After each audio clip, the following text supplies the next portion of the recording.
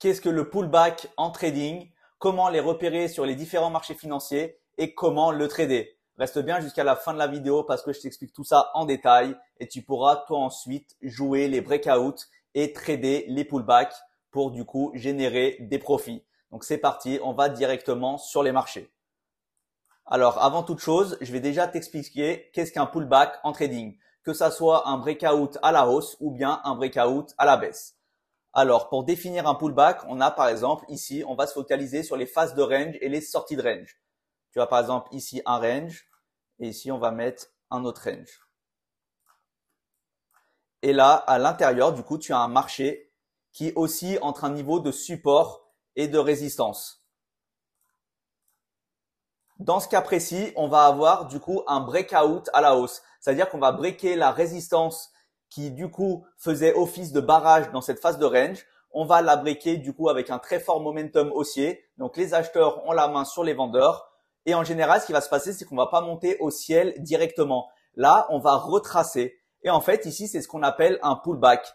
C'est-à-dire qu'en fait, la zone de résistance de notre phase de range devient un support. Et en fait, on vient s'appuyer à ce niveau-là pour, entre guillemets, réenclencher une phase de hausse et ensuite repartir en tendance haussière. C'est ce qu'on appelle ici un pullback dans une tendance haussière. Et inversement ici, si tu as une phase de range et qu'on vient ici par exemple breaker à la baisse, là tu vois, on break le support qui tenait entre guillemets le prix dans cette phase de range.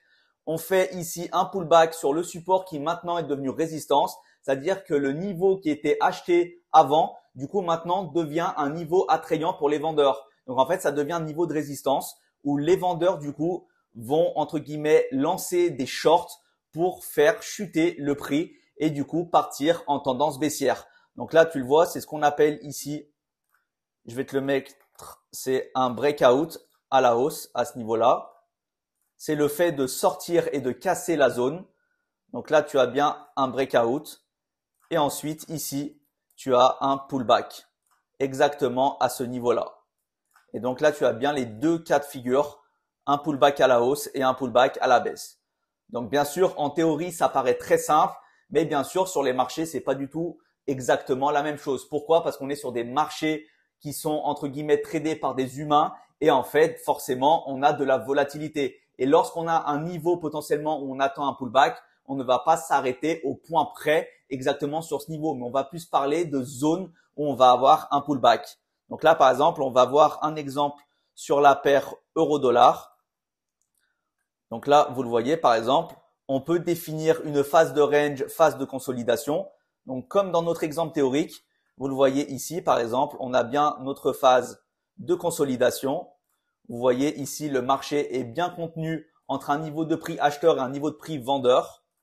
Donc là, le marché bute entre un niveau de support et un niveau de résistance. Et là, vous voyez, on a boum, un breakout, ensuite un pullback et ensuite on repart en tendance baissière. Donc là, vous le voyez, on a exactement le cas de figure que je vous ai énoncé en théorie où là, souvent, ce qui va se passer, c'est qu'on va avoir des breakouts qui vont être avec énormément de volatilité. Ça va être du coup un mouvement qui va être rapide, succinct, où on va injecter massivement des lots. En l'occurrence, ici, on va injecter massivement des shorts pour breaker la zone de support. Et là, vous le voyez ici, on peut définir par exemple la zone de support qui était à ce niveau-là. Donc là, par exemple, si je vous schématise ça avec un support, vous le voyez, elle est breakée de manière agressive à ce niveau-là avec une succession de bougies baissières avec un très fort momentum baissier. Et en fait, vous le voyez ici, on vient récupérer ensuite un pullback pour, entre guillemets, donner de la respiration au marché. On a eu une très forte phase d'impulsion à la baisse. On vient retracer. On s'appuie sur notre phase de support qui maintenant, cette zone devient résistance. Et ensuite, on continue à la baisse avec un très fort momentum. Et c'est exactement ce qui s'est passé ici. Et vous le voyez, ce qui est intéressant également ici, c'est qu'en fait, on a eu ici un spike du prix à la hausse et tout de suite, on a chuté fortement. Et c'est ce que je vous disais, ça ne respecte pas au point près les zones de support. Mais en fait, il faut bien comprendre l'esprit, on va dire en fait, l'esprit qu'on a dans les pullbacks. C'est qu'on a potentiellement une zone. Et souvent, si on va avoir de la fair value gap derrière, ou de la liquidité à aller chercher, on va venir récupérer cette liquidité et ensuite partir dans le bon sens. Mais ici, ça fait bien office de pullback. Où vous le voyez ici, on vient s'appuyer sur le support maintenant qui fait office de résistance. Et là, on a des injections massives de l'eau en vente qui poussent le prix à la baisse. Et là, vous le voyez, on passe sur l'euro-dollar de quasiment 1,13 à 1,10 800. Et là, en plus de ça, du coup, si vous voulez trader les pullbacks, vous pouvez du coup avoir plusieurs confluences pour avoir un setup qui aura plus de chances et du coup plus de probabilités. Si par exemple, vous avez ici, en plus de ça, un Fibonacci, vous le voyez ici, on est exactement sur les 50% de Fibo. Donc là, c'était un équilibre parfait pour entrer en position sur les 50 de Fibo. Et on avait également ici en M30, si vous zoomez, regardez, on a une Fair Value Gap M30 ici qui est venue filled à 100%. Donc vous voyez encore une fois la pertinence des analyses. C'est comme ça qu'en fait on construit une stratégie. C'est qu'en fait on va additionner pas mal de confluences, des analyses techniques, des analyses graphiques, des analyses fondamentales. Et une fois qu'on a différents entre guillemets cases à cocher dans notre setup, alors ici vous pouvez entrer en position. Et donc là par exemple vous auriez pu par exemple ici shorter le marché à ce niveau-là en rentrant sur les 50% de Fibo, en venant mettre un stop au-dessus du plus haut précédent et vous allez targeter dans un premier temps, pourquoi pas, le précédent bas ici avant le retracement. Donc là, vous le voyez, vous avez un ratio risk-reward de l'ordre de 3. Et par contre, ici, si vous attendez et vous laissez couler votre trade avec un trailing stop suiveur, eh bien, forcément, vous allez générer beaucoup plus de profit.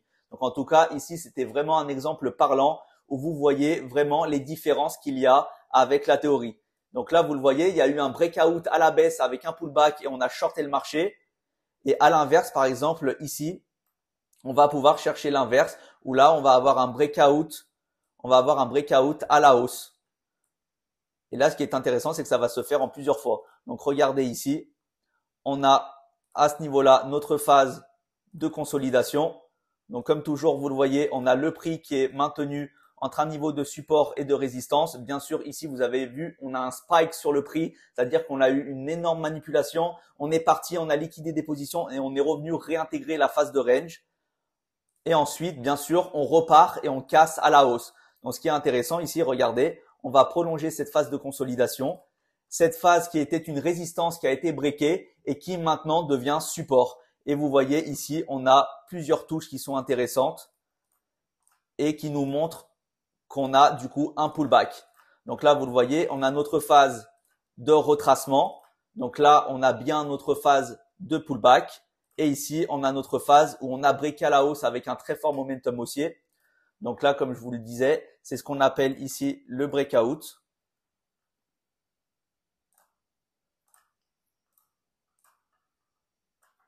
À ce niveau-là.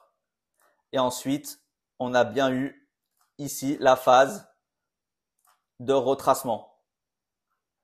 C'est ce qu'on appelle la phase de pullback. Et ensuite, on vient s'appuyer exactement sur ces niveaux. Vous le voyez, résistance qui devient support. Si en plus de ça, on continue, pourquoi pas, à analyser ça avec d'autres confluences, on prend toute la hausse qui a breaké la phase de consolidation. Et regardez encore une fois ici la pertinence des analyses et le détail.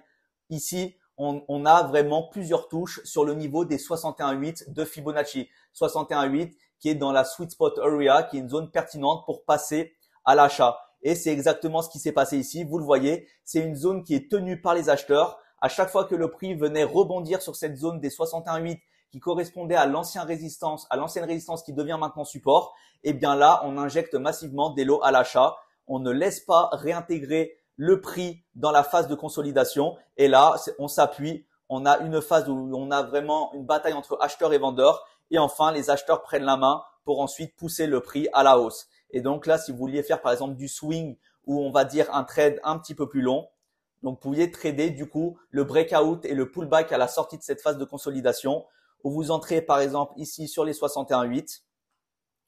Là, vous mettez un stop en dessous de la phase de consolidation et vous allez target par exemple dans un premier temps soit le précédent haut ici qui est aux alentours des 1,16 380 et par contre si vous ensuite vous tradez et vous managez votre trade avec un trailing stop, avec un stop suiveur, alors vous pouvez pousser le prix et par exemple ici mettre un stop loss à ce niveau-là, en dessous de ce précédent plus bas à ce niveau-là. Et là, le marché vient vous retaper à ce niveau-là et donc vous sortez par exemple au 1,16, 1,16 700. Et là, vous avez un ratio risk-reward de l'ordre de 2. Bien sûr, ensuite ici, parmi vos stratégies de trading, vous pouvez affiner, descendre de time frame en M5, M3, M1 pour avoir une prise de position beaucoup plus chirurgicale et ainsi réduire votre stop loss. Et donc, ça augmentera votre ratio risk-reward. Mais en tout cas, ici, c'était vraiment pour vous schématiser comment trader les pullbacks en sortie, en breakout de phase de range, soit à la hausse ou soit à la baisse.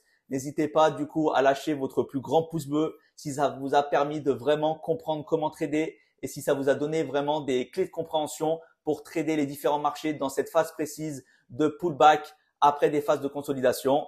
Et bien sûr, n'hésitez pas, si jamais vous avez des questions, vous me les posez et je vous répondrai comme toujours en commentaire.